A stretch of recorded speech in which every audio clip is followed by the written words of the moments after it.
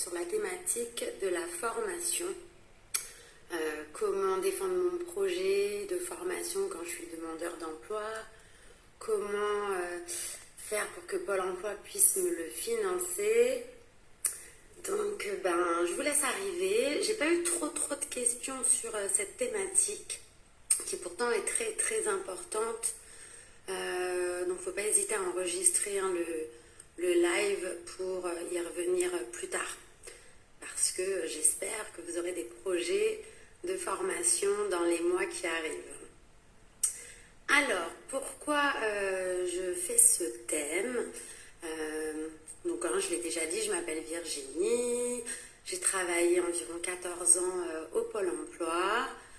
Depuis 4 ans, donc je fais ma petite vie et bientôt j'ouvre mon cabinet de bilan de compétences dans l'Allier. Et voilà, le public des demandeurs d'emploi, c'est un public que je connais bien le fonctionnement de Pôle emploi et souvent me pose plein de questions. Et donc, à travers ce live et les 2 précédents, j'espère vous avoir donné un max d'infos. Alors, pour revenir à aujourd'hui sur le thème de la formation, pourquoi j'ai souhaité aborder cette thématique? Parce que je rencontre souvent des personnes qui ont fait des formations mais n'ont pas été au bout et abandonnent. Donc elles ont perdu de l'argent, elles ont perdu du temps, c'est souvent vécu comme un échec, on perd confiance. Et voilà, je voudrais vraiment vous donner des clés en tant que demandeur d'emploi pour aller au bout de votre projet. La première chose que j'avais envie de vous partager, c'est que souvent, les demandeurs d'emploi vont au Pôle emploi et disent « Ah, j'ai entendu dire que vous pouvez financer cette formation, ma voisine a fait cette formation, vous lui avez payé. » Et là, on commence très très mal parce qu'un projet professionnel n'est pas collé sur les autres. Un projet professionnel doit te correspondre à toi. Et donc la première question, c'est pourquoi tu voudrais faire cette formation? Pour faire quoi ensuite? Ça, c'est la première des choses. Si ta réponse, elle est évasive, déjà, Pôle emploi ne va pas te soutenir dans ton projet professionnel. Il faut savoir que Pôle emploi a des critères pour valider un projet et donc le financer. Le premier des critères, c'est qu'à l'issue de cette formation, qu'est-ce que ça va t'apporter? Est-ce que dans les 6 mois, tu auras repris un emploi? Parce que sinon, ils ne vont pas aller mettre des sous si c'est faire pour faire et abandonner. Parce que quand Pôle emploi finance un projet de formation, donc à travers ce qu'on appelle un AIF, aide individuelle à la formation. Par exemple, toi, tu vas présenter un devis, 1 000 € la formation. Tu te dis, Pôle emploi, quand même, peut me soutenir, 1 000 €. Mais ça ne fonctionne pas comme ça. Il y a d'autres frais derrière que Pôle emploi va payer en plus des frais pédagogiques. Il va payer ta rémunération. Donc, si tu touches le chômage, tu auras ton allocation chômage en allocation formation. Si tu n'es pas indemnisé, il va te verser une rémunération.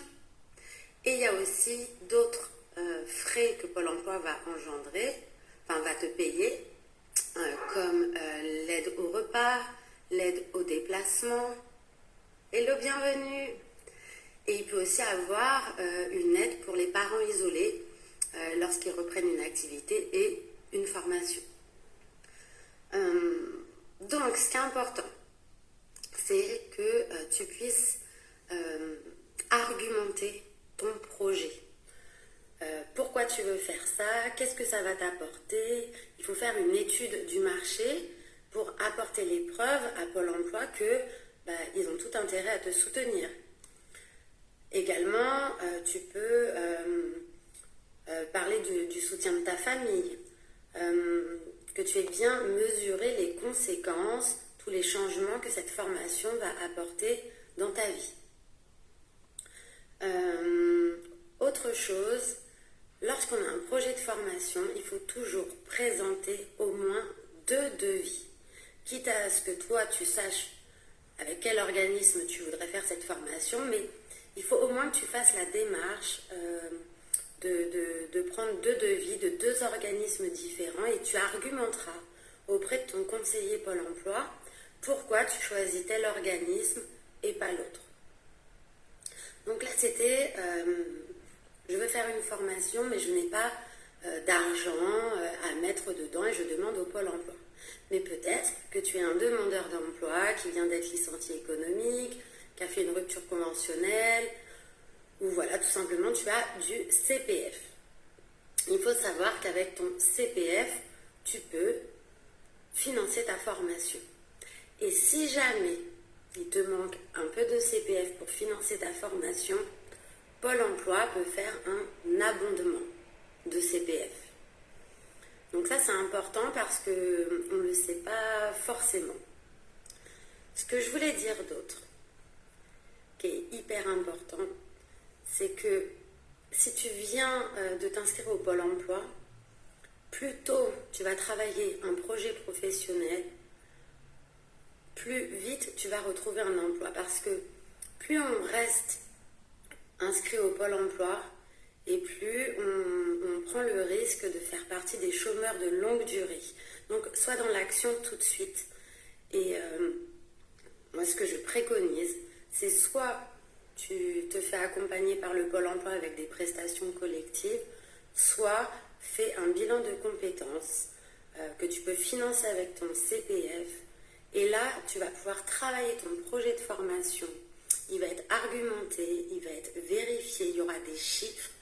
Et si tu dois faire une formation après qualifiante assez longue, Pôle emploi aura toutes les billes pour t'accorder le financement. Et la dernière chose que je voulais dire, quand tu as un projet de formation, il faut que tu aies 3 émotions pour être sûr que ça aille au bout, que tu n'aies pas de bâton dans les roues. Il faut que ce projet te rende joyeux, que tu ressentes de la joie. Il faut également qu'on ressente que tu es sûr de toi. Il n'y a pas d'échec possible, tu as tout analysé, plan A, plan B, plan C, court terme, moyen terme, long terme, et que tu es déterminé. Il n'y a pas très longtemps, moi j'ai fait une demande de formation donc, au Pôle emploi, de financement, justement pour ouvrir mon cabinet de bilan de compétences. J'ai eu un non au départ.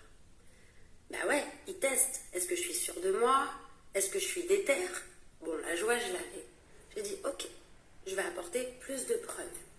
Ils m'ont aussi demandé de faire des démarches complémentaires. Je les ai faites. Et donc, ils ont vu que j'étais déterminée parce que, ok, j'ai eu un non, mais j'ai rien lâché. Et je leur ai montré, avec encore plus de recherche, que c'était sur mon projet, que, comme je te disais tout à l'heure, oui, vous me financez la formation, dans les 6 mois, je crée mon entreprise et j'ai des clients. Et donc, malgré le premier non, j'ai eu un oui. Donc, il ne faut rien lâcher. Un projet de formation doit être construit, validé, court terme, long terme, et il faut que tu aies ces 3 émotions lorsque tu demandes le financement au Pôle emploi. Joie, détermination et que tu es sûr de toi. C'est pas parce que la copine, le voisin, on m'a dit que cette formation, il y avait du travail. Ça marche pas comme ça. Il faut vraiment que tu construises ton projet. Si tu sais pas le faire, eh ben, tu peux faire appel à moi pour le bilan de compétences. Alors, il y a une personne qui est connectée. Je sais pas si tu as des questions par rapport au projet de formation lorsqu'on est demandeur d'emploi notamment. Ah, coucou. Bon, Mickaël, j'arrive à la fin du live, alors est-ce que tu aurais des questions sur la thématique du projet? Donc moi, j'ai parlé des financements lorsqu'on est donc demandeur d'emploi non indemnisé, lorsqu'on a du CPF,